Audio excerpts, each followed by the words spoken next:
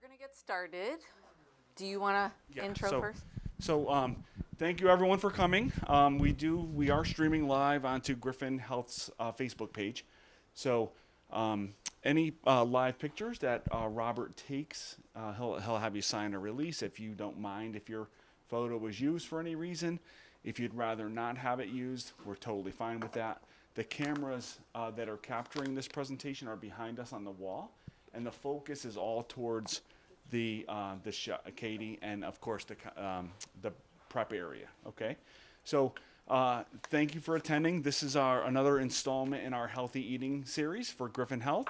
The goal here is to try to encourage a healthier lifestyle, to make healthy choices, promote behavior change, and generally discuss how nutrition can help fight chronic disease.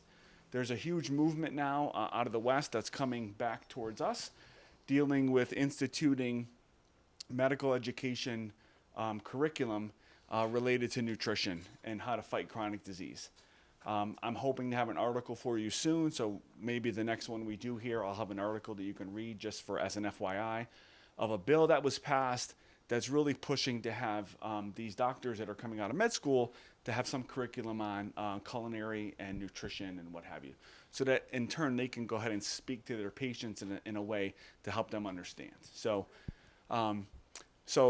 thank you. We have people just coming in now. This is awesome. So just a little brief introduction. My name is Mike Desjardins. I manage employee wellness at Griffin, and I oversee all the events we do at the Teaching Kitchen here at Quarry Walk. Katie Poole, former executive director of Massaro Farms. She works a ton with the local farms, food to table, nutrition. I'll have her kind of give a little introduction of herself.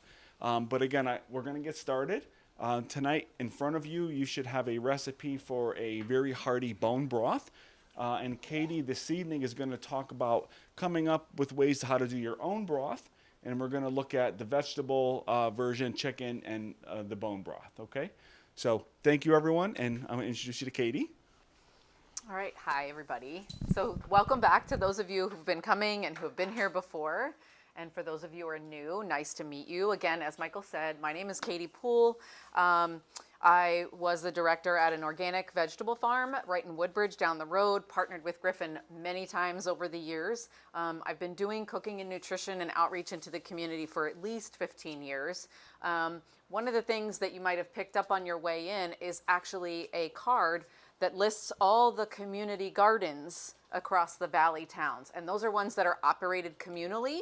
So there might be a community garden in your town that is a rent-a-plot. These are actually slightly different than that, but they all coordinate together, which is there's usually a garden leader, and the produce is often for anybody who wants it. So they're open to anyone, but they are often located adjacent to a food pantry, a community center, a senior center. And so oftentimes that food is going right there. And we're excited to get started for another season. There's a lot of energy behind that, so I'm excited to be able to share that new information card with you today. So as Michael said, again, we are focusing on broths and stocks tonight. And normally I get started with our presentation, but because we're doing vegetable stock, I wanted to actually show you what I was putting in it and let that be simmering for you so we can give it a taste before you leave. And then I'll go into my normal presentation, which gives you some resources and some guidelines. So I heated up some water here. I've also, for our vegetable stock, I have some chicken stock that is in process, so it partially cooked at home and it's still continuing to simmer. And this pot here that you see on your screen. And then the other thing I did was I made some bone broth ahead of time. So if you are working with, you can do chicken stock as well, but pork and beef bones tend to be the more dense bones to work with. And so letting them have a really long simmer, generally a crock pot is a great idea. It doesn't mean you can't do it on the stove. But this was the size of the beef bone that I used for a pot full of broth that I made for you. And I did do that overnight in the crock pot. So I just wanted you to see how much meat and tissue was on this bone. And we are going to taste that as well. So this is the finished bone broth that I made for you. Also not necessary, but one of the things that I'm sampling. So if you get your bones, I'm going to start cutting while I talk. If you get your bones from the grocery store. Oftentimes they are from the butcher who is doing the cutting in the store. And if they are not in the fresh meat section, they are likely going to be wrapped in the frozen section because they keep longer that way. You can also source them from a local farm. So Stone Garden Farms in Shelton is an excellent source. They are a local producer of meat and pork products, and they often have bones by the pound that you can call and order. So again, working with a local producer or ensuring the quality of your bones is really going to give you a superior product. I don't think I mentioned this, and it's not required, but if you really want some deep and savory flavor from your bones, you can, but don't have to, actually roast them first. So the smell that you're smelling might be the beef bones that I've got in the oven right now, and I'll take those out in a few minutes. But that's just, again, might deepen and enrichen the flavor. Not necessary at all. So for a very simple vegetable stock, we're going to stick with our mirepoix ingredients. So this is what is typically used in basic cooking: the celery, carrots, onions. That's what's called mirepoix. It's kind of like the basic reduction of most of your great flavors and sauces in the kitchen.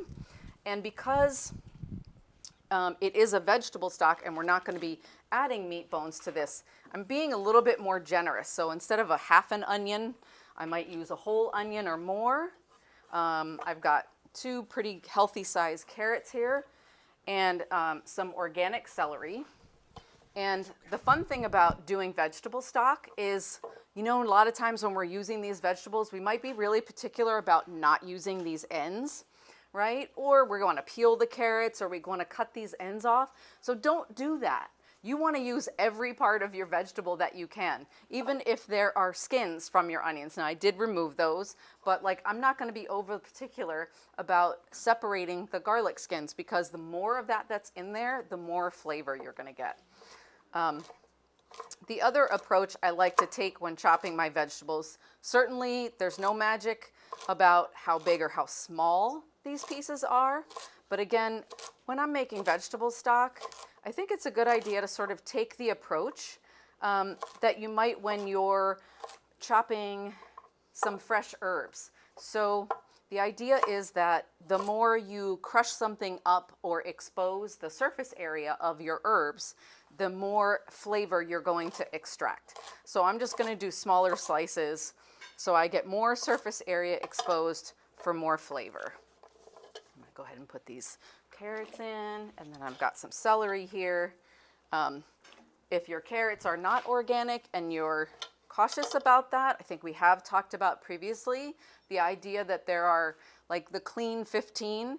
So there are some produce, both vegetables and fruit, that have very thin skins, and you might want to lean towards getting those organic, because it means that if those items, when grown, are exposed to any kind of pesticides, they have a skin, say for instance like a strawberry, has a very thin skin, right? So having an organic strawberry means that if it hasn't been treated with any pesticides, you're getting a really clean piece of produce that hasn't had the chance to absorb anything. On the flip side of that, an orange has a really nice thick peel, right? So not as concerning because you can wash it off. You're going to remove that peel. Celery is one of those things that absorbs a lot from its area, so using organic celery is a really good idea. Some other things I brought with to flavor this are a piece of ginger, some garlic, and I've got 3 cloves here, some fresh parsley, a good helping of really fresh parsley. And again, use the whole thing. Let's not be shy. We don't have to separate the stems. We're not going to worry about eating this, right? And we're going to strain it later. Chop this garlic. I also have some bay leaf, some dried rosemary. Again, fresh would be great. A little bit of fresh thyme. I've got some, and just salt and pepper, right? I was taking a course with a chef, and he said to me, you wouldn't believe how much salt restaurants use in flavoring their food. So again, you can wait until your broth is all done and give it a taste when it's done if you'd rather, and salt it at the end, which is what I did for the ones that you're going to taste today. So I did check the chicken stock before I left the house. did salt and pepper that so that that would be seasoned for you today, but we'll wait until the end.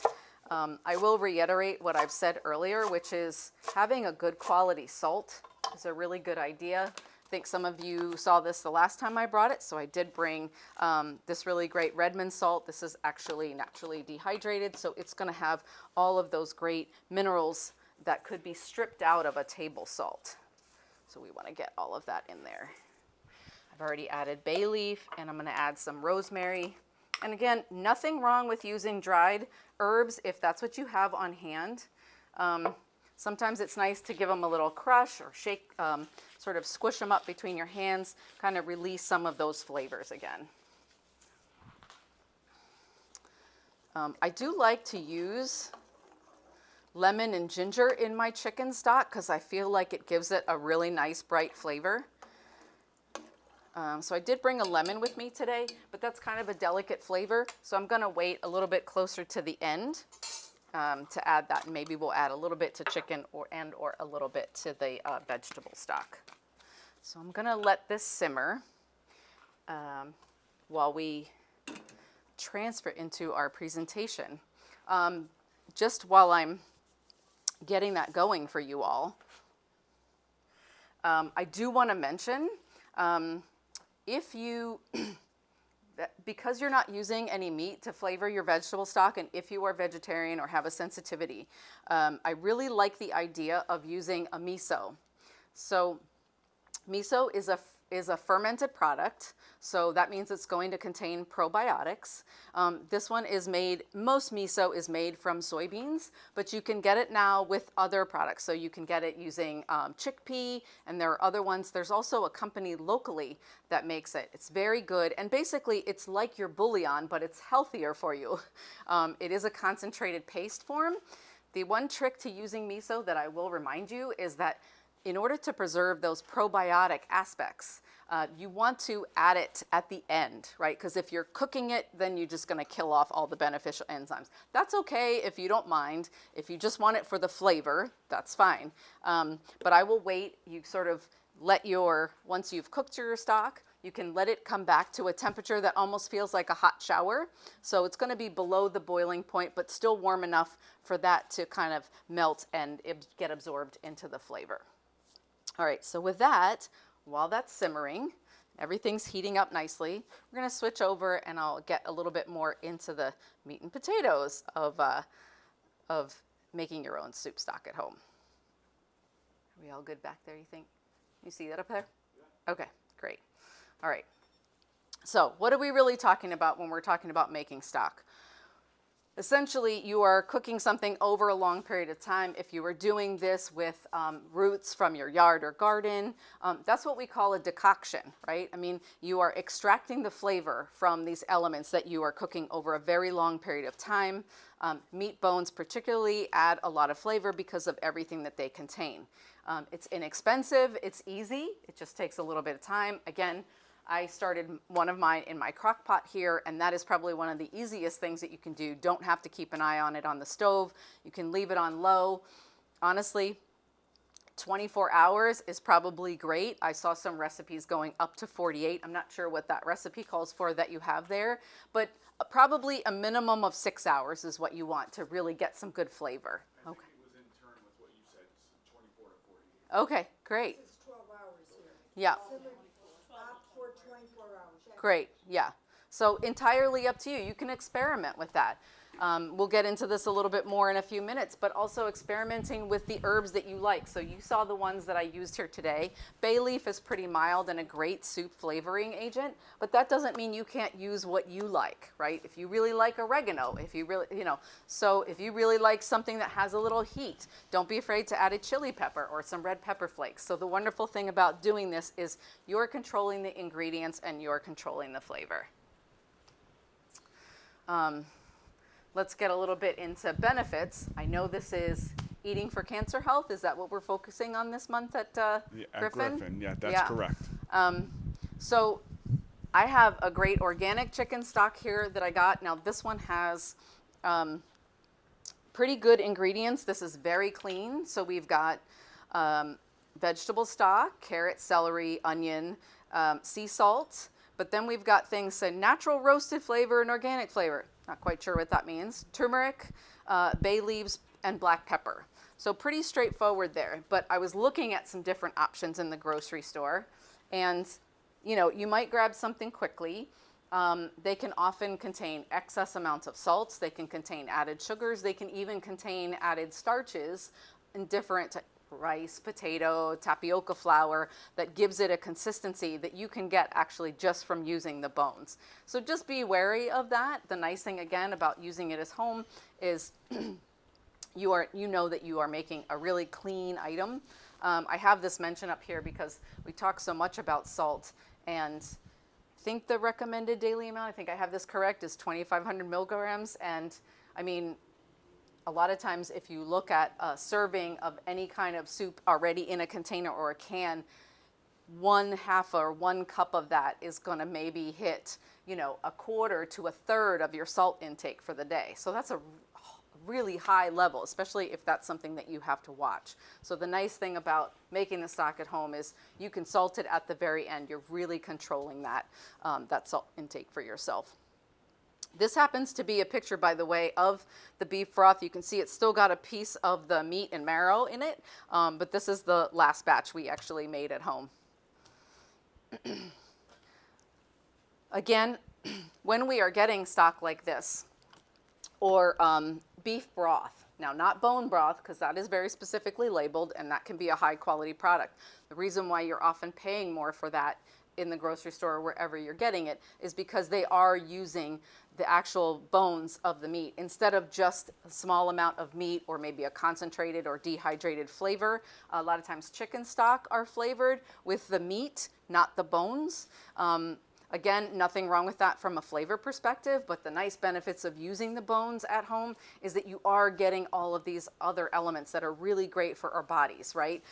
Calcium, phosphorus, magnesium, the sulfur ingredients from the alliums, the onions and the garlic. And these are all building the immune system. Do you want to jump in at any point Yeah, here? no, I was just going to say, when you buy the bones, you're going to get some of the bone marrow. Yes. And the bone marrow, why. the research is showing that the amino acid profile that's in the bone marrow So you can see it here. really helps us fight free radicals. So you think of, your depleted immune system if you're going through cancer treatment, or if you're at post-cancer treatment and you're trying to recover, the nutrients that you're going to get from the vegetables, from your homemade cook down of the broth.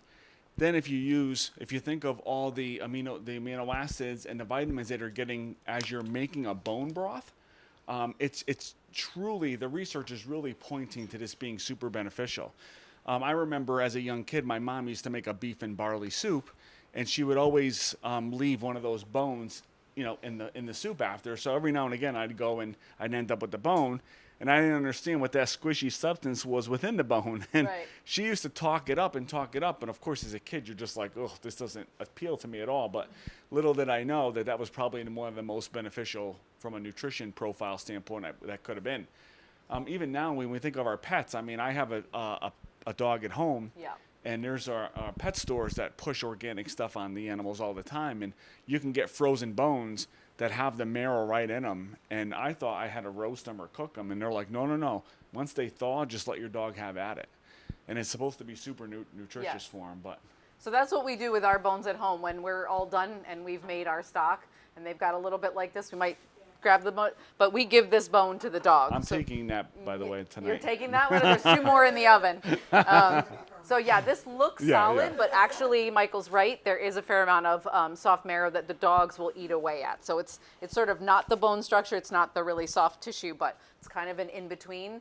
And there's definitely a lot of nutrients in there. I think with a lot of things, a lot in the food industry being made simpler for us, we've gotten away from those core ingredients, right? Like you used to buy meat only with the bone in, and we actually had to debone things. So I think we've gotten away from that. And now just the idea of going back and having to buy bones separately, which, yeah, if you're using a local provider, you could probably get bone in lots of things, or just look for that at the supermarket. I mean, I understand we all have and need conveniences, but yeah, it's sort of going back to basics. I mean, there's a reason why also with the chicken stock I wanted to mention, like I know when I was younger, whenever my mom would cook stock from a whole chicken, I would get really grossed out by how it would develop that solid texture, right? That gelatinous mixture when you put it in the fridge. But that is where all of those beneficial vitamins and minerals are for you. Yeah, it liquefies again when you heat it up, so don't be too concerned. But seeing that means you have a lot of nutrients in there. And Katie, one more thing, in you know, some of the research that we do when we're posting a topic of the month, there was an article from Harvard School of Public Health which talked about bone broth and other broths that are made at home naturally really have anti-inflammatory properties, Yes. which we all know that's really good for the gut. It helps with bloating and what have you. And me and Bill were just talking about how there's so much work going into these anti-inflammatory diets. And part of it's because we eat so much of the processed foods that are in those middle aisles of the grocery stores. And Katie was mentioning the salt content in some of the cans and the box soups. It really is through the roof. And, you know, I took a look at a boxed rice that we've been using. And when I looked at the sodium content, I was like, holy smokes, we have to be careful. We do it for convenience, but at the same time, Yeah. it's too easy nowadays. They make it that easy for you. You know, buy 2, get 1 free. Here's 2 for $6. I mean, we're buying them thinking we're saving money, but we're actually doing ourselves an injustice. Yeah. And not to say, look, I don't ever want to tell people be an extremist and say only do it this way, right? We all have variations of like times of the year, times of the week where we have more time and less time to do these things. But again, the nice thing about stock is you can often be using, and I'll get to that towards the end, where you'll see like if you're saving your scraps, you know, how it's using the stuff that you would normally throw away. Even parts of your cruciferous vegetables like your broccoli and your cauliflower. So as Michael was just referring to, the key ingredients in bone broth strengthen the wall of the digestive system in addition to being anti-inflammatory. Help sustain, you know, you've got that calcium and collagen, which is really going to help feed and maintain your muscle mass, particularly as we age. You know, maintain elasticity of the skin, stronger nails, you know, better hair, and also being in liquid form means that your body can uptake those nutrients a lot more readily than if they're getting them from a solid form. You might hear me doing classes on teas, and I always talk about, you know, teas being one of the easiest way that your body can actually absorb nutrients. So it's the same thing with stock, basically, because your body can take that up. I know this is particularly helpful for anybody who might be in treatment or post-treatment. I know a lot of times that causes a lot of nausea, a lot of problem. I have a good friend who is a stomach cancer survivor and had a really hard time after his treatment putting food back on. And so I recommended that he started doing bone broth, and it really helped stabilize him. So just one more added benefit. Now you mentioned back there you make it, but you want to improve it. Yeah, really isn't a way, as I've done this, I do it fairly regularly, but I feel like my daughter even one-ups me on this because she loves bone broth so much. She gives it to her dog. She probably makes it once a week, which is a lot more frequently than I do. She's mostly using beef bones, so she is getting that meat source. But she honestly gets the bones, if they're not fresh, they might be frozen, and she will throw that bone right in the water, frozen, right in the crock pot. Doesn't even wait for it to thaw out. She just puts it all in. So you can't really go wrong with this.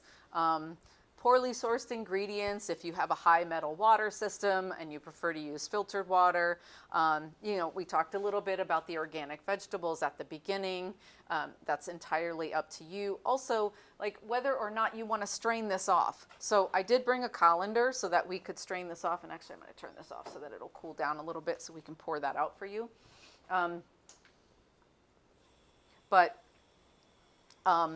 If depending on how you're going to use this. So you could be using this, you could be drinking it right out of a mug, which I did right before I came here. Right, we were talking about it being kind of cold today, a little bit raw out, so almost like a cup of tea, gave me a nice little boost before I came out. If you're using it to cook your vegetables or something where you want a clear thing, then you're going to want to strain it a little bit better, and then you can compost those other vegetables or put them in something else. But honestly, if you are using it as a soup base and you don't mind that it's not totally clear, get out your little immersion blender or your blender and just blend up all those vegetables and keep all of that fiber in there. So as long as that's not going to disagree with you, again, entirely up to how you're going to use it. You can cook any grains in this. So if you're cooking rice, right, no reason, anything that's going to absorb that liquid, rice or other grains, like last month we had that wheat berry salad, great use for some of your vegetable stock or chicken stock. Yeah, so just sauteing a few vegetables. So I noticed today that Mike brought, because we were doing a no oil dressing last month, which I mentioned was from the fork, actually the wheat berry salad was from the Forks Over Knives eating plan. So that is for folks who really have some heart health issues and they may be doing a no oil diet at all. Why did I start talking about that? I totally got off track, I'm sorry. But anyway, Forks Over Knives, lots of recipes. Again, great for if you have that particular issue. Did you want to say something? No. Oh, okay. You're doing an Okay. excellent job. I was happy that I found that book. You know, Katie had referenced the Fork Over Knives book in an earlier presentation, and there's more than one version, but there's so many great recipes in there. Yeah. And today we did a screening at one of the Shelton schools, and one of the teachers and I had a discussion about, you know, how there's different cardiologists that are pushing different things, and we got on the topic of Dr. Gundry. I don't know if you're familiar with him, but he's a cardiologist that has written a lot of books, and he's big on lectins, on avoiding lectins, so like the skin of tomatoes and the skin of peppers. He feels like they increase our inflammation in our body. Interesting. Just again, his view. He's written books on it. My brother and sisters have both had his. I've got the books and read through them. But again, we're always looking for material that we can reference and update to give people that watch us on Facebook and come to us in person the most up-to-date kind of evidence-based kind of stuff to hear. You know, we don't want to push off things that don't have any basis behind them. So whenever we're chatting, it's usually something that we've looked at, we've read through, and says, you know what, there's some value to this. So if you might be able to find this at a library. They also generate a monthly magazine now, but I don't remember if I reference this, and I will say they have a wonderful app. It's probably $3, which you pay for once and then you have it forever, and they update it and they have wonderful recipes. All different courses, breakfast, lunch, and dinner, and snacks. I really advocate. If I feel like I need to eat a little bit cleaner, I never hesitate, or because they're using so many fresh ingredients, and if it's in the summertime and I'm getting a lot from the produce stand, the farmer's market, my farm share, I like to go and look for recipes because you can search by ingredients. So the Forks Over Knives app, I would highly recommend. All right. All right, so if you wanted the recipe, this is the time to take a screenshot. So for both of these stocks that were not the bone, actually the bone broth, I did the same thing. So I started with 10 to 12 cups of water. So again, you want to go slightly, if you want to go slightly lighter on the vegetable stock or add more vegetables, feel free. Again, try it once. If you need to add more flavor, feel free to have a little bit less water. You are going to lose some in the evaporation process. So just remember, as this is cooking down, you're probably going to wind up with about 8 cups. So this is a quart-sized jar, so that's 4 cups. And I did the beef broth today, and I wound up with 2 of these, and I had a half a cup left over, which is what I drank before I came here. I also want to mention that this presentation will be on our YouTube page. There you so go. The recipe can be easily you can get the recipe from the YouTube page. In addition, after this, I can always send you this. Yeah, I would rather you do. Yes, yes. Quite Is it all right. is it the Mirtha Law web email? She has it. I have my personal. Okay. When you're done, I'll make to sure get I have it. Yeah. Yeah. I can't see it too. So hopefully you can all hear me. I hear the fans just kicked on. That always makes me talk a little bit louder, even though I've got a mic right here. But generally starting with the same quantity of water. So I was saying just a moment ago that you are going to lose some evaporation, especially if you're cooking this for a longer period of time. So starting with a little bit more, not a bad idea, because you will probably wind up with about 8 cups of stock once the vegetables kind of absorb some, and again, that evaporation. I was mentioning the use of scraps or even just other items. So you'll see at the very bottom here, I reference things like leeks, love leeks. Also, late winter is the perfect time for leeks. So if you're going in the supermarket right now, those leeks are those things that look like giant scallions if you hasn't used them before. They are in the onion family, but I will tell you when they cook, they have an incredibly sweet flavor to them. So if you're averse to onions, but you want that flavor, leek can even be substituted in for onions. Really, really wonderful flavor. And just use the whole thing, especially if you're gonna strain it off. Like, don't worry about only using the top or bottom. Fennel and fennel top, so a fennel bulb. And then of course, any type of herb that you have a preference towards. So make it your own and make it flavors that you are gonna really enjoy, that you sort of lean into when you are cooking. Even if you wanna get into some curry or something like that.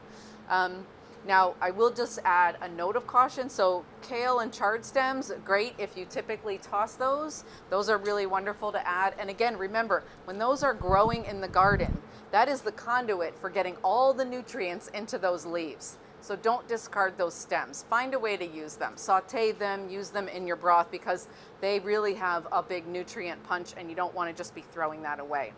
The cautionary tale I want to tell you is anything like cabbage, broccoli, or cauliflower will add a strong flavor. So I'm always hold back just a little bit with that. I don't want to use a lot. I have done that before where I've got a bunch of leftovers and it ends up tasting just like cauliflower. So I put way too much in there. So, you know, don't do a ton, maybe about a cup, you know, of that particular cutting in ratio to everything else that you've got going in there. So you can see there's quite a bit of vegetables in here. When you're doing bones, right, about 2 to 4 pounds. So this is a particularly large bone. A lot of times you will see them about half of this size, but this is plenty. This was one batch, which I ended up getting 8 cups from. These here, just to show you, and this is what you were smelling while it was baking in the oven. I sprinkled a little bit of salt, pepper, and garlic on those. So again, just a little bit, maybe a deeper, richer flavor. And depending on how you feel about this, I actually cut, my husband prefers the white meat of the chicken, so I roasted the chicken, removed most of the white meat, and I left the dark meat on here because that is where you're going to have more of the cartilage and the tendons, and that's really where a lot of those minerals are going to get drawn from, not the white meat, right? So I went ahead and removed that. We'll use it for sandwiches or whatever. But the central part of the carcass and those darker parts are really going to give you the minerals that we were talking about and that deeper, richer flavor. Just going to make sure this is not drying out. If you want to take all the meat off and just use the bone, I've certainly done that as well, where we roast the chicken. I take up most of the meat off except those parts that are really hard to remove, and then you've basically just got the shell of the carcass. Go ahead and use that for your stock. Don't feel like you have to leave it all on. But wings, I will say, a lot of people don't eat the meat. I know they're very thin on meat on wings, and they're great to leave on the bird, especially when you're making stock from that. Let's see, what else do we have listed here? Same options. All right. So if you are doing a scrap stock, right? And let's just say you've been keeping a container or a bag in the freezer. I've got one right now that's got a lot of onion skins, some broccoli stems, some garlic in there. You want definitely a balanced mix is a good idea so that you don't get an overpowering of one particular flavor. Like I mentioned, the cauliflower leaves and stems I went a little bit overboard on, but about 6 cups of those scraps to your 10 to 12 cups of water is a really good guideline. And again, think of all like onion skins and things. It's going to be fairly loose, right? It's not a very dense pack. Mushroom stems, corn cobs. I can't remember if we talked about this in one of the earlier classes, but I love saving corn cobs, especially in the summer. They are absolutely packed with flavor and make a really good broth. You could just do corn cobs by themselves, but adding a couple of corn cobs is great. Mushroom parts or stems, if there are parts that you don't eat. So all good. Also, if you're getting any carrots from your farmer's market and you've got those tops. I can't remember if that was here or another class where we did carrot top something. You used a carrot top in one of either a salad or some. We did. Yep. I like doing carrot top pesto, but again, great to add to a stock. So again, these are things that we're normally throwing out. I like to give my, what's that? Beet tops. Oh, beet so tops. If they're yes, wilted, excellent. Yes, definitely. The beet tops I got this week. I did beets for my cooking class for students yesterday. The beet greens were too beautiful. I saved them to cook. But yes, absolutely. Radish tops, beet tops, any of those parts of the vegetable that we've kind of gotten to the habit of getting rid of. All excellent additions. Might be getting to the end here. So these are some of the articles that Michael was mentioning. The Harvard study, I think that's on here. And again, you're going to get this, so you don't need to remember this. I do want to mention a couple of great books. So Dr. Kellyanne's Bone Broth Diet. This has actually been out for maybe 8 years or so. Easy to find in the library, as is the Bone Broth Miracle. Really excellent, talking about, you know, getting a little bit deeper into the science if you wanted to read a little bit more. The podcast, if any of you have not become familiar with him, there is a gentleman by the name of Dr. Mark Hyman, and he is an MD by training, but he actually calls himself a functional medicine because he likes to take a holistic approach to the health of the body. So it's not just, you know, how our organs are and what we're feeling physically, but it's what's in our environment, what's in our work environment, our home environment, what are we exposed to, how much sleep are we getting, all of those things. So, and he has this one particular podcast where he talks about the benefits of bone broth. So I just wanted to throw that up there for you all to see. All right. Anybody have any other questions that we didn't address? Uh-huh. Prime rib bones or something in my freezer. Okay. And I was what if I put in your soup? You already cooked. I don't Yeah. know if that would be any better. Sure, absolutely. Yeah, so the question was, in case people online Thank did you. not Yeah, hear I was her- going to repeat Yes, that. Thank you. Was if you've had a prime rib, if you cooked a prime rib and then you saved those bones, absolutely. So that would be like the equivalent of these. They've gotten a cursory cook, but you can still simmer them that long period of time and you're going to get flavor from them. Steak bone. Like a T-bone or something. Yeah. Yeah. Yes. So any of those beef bones. Yeah. Yeah, because you think you're not cooking a T-bone or a prime rib Yeah, those as long as right. we're They're roasting. going to be a pretty quick cook, right? So yeah, 10 minutes, maybe 12 at most. Yeah. Also, if you have any chicken parts, don't need to have a whole carcass, right? If you go to the store and there's a sale on chicken thighs or chicken drums, and you get that, or you get different parts, breast on the bone, of course that is going to be more white meat, but don't be afraid to, you can save those as well if you feel like you don't have enough, add some veggies to them, or just save until the next time around when you've got a few more. This is excellent for, by the way, I realize I'm talking a lot about things that feel like they're bigger quantities, and some of us might be space restricted, but again, one batch, you can do a half a batch if that feels like comfortable to you, but one batch of bone broth gave me 2 jars of this. So that's not out of the realm of, it's not going to end, you're not going to wind up with this huge batch of something that you can't readily use in a reasonable amount of time. So these, because they're fairly rich, the meat stocks are fairly rich in fat, so they will keep about 7 to 14 days in your refrigerator. But of course, there's a lot, we talked about all different kinds of uses for them. Cooking a rice or a pasta or something where it's going to get absorbed, sauteing your vegetables, using as a sauce base. I'm sure you can think of many more. I had a gentleman tell me that he freezes the broth in ice cube trays Yeah. and uses them blocks at a time. Yes. Which I thought, that's genius. Yes. So I'm glad you mentioned that, because there are actually, ice cube trays are pretty small, right? That's a pretty small cube for you to want to grab and thaw out. They actually do make trays now that are about half cup size. So you can get a slight, it almost looks like an ice cube tray, but the holes are deeper for exactly that reason. So if you're making food at home and you want to freeze it in a more usable size, I've seen them different sizes, probably Amazon or somewhere. I just saw them the other day, actually. Yeah. Yeah. Yeah. Yes. So I've done this from scratch, and I think the chicken.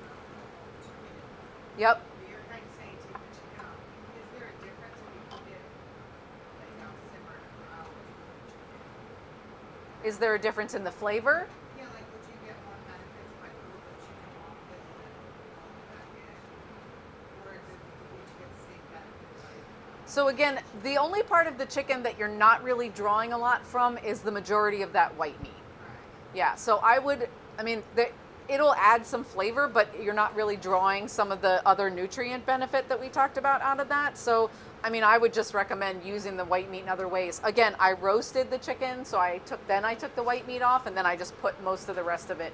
Then that's kind of what I was going to say, is I've Yeah. seen that done. Roast the chicken first. Yeah, What I'm saying is I just put the whole thing. the whole chicken in there. Yeah, so I Then mean, I would pull it out. And then pull your white meat off. yeah, yeah. I'm just saying, like, if I were to do like a bone broth, it doesn't make a difference if I put the chicken. No, well, I think Katie's point was Do it longer without like, take the white meat off just like you did, but then go back in the But I often carcass. do that. I'll put a whole one in there, and it's raw, right? So you're not cutting it off. So you can cook it, and then when it doesn't take long for the meat to cook, you can take it out part way, remove those better parts of that meat, even reserve it if you want to do a chicken soup. Then Yeah. if some people are really particular about wanting white meat for certain things, Yeah. you can remove that and then just put it back in.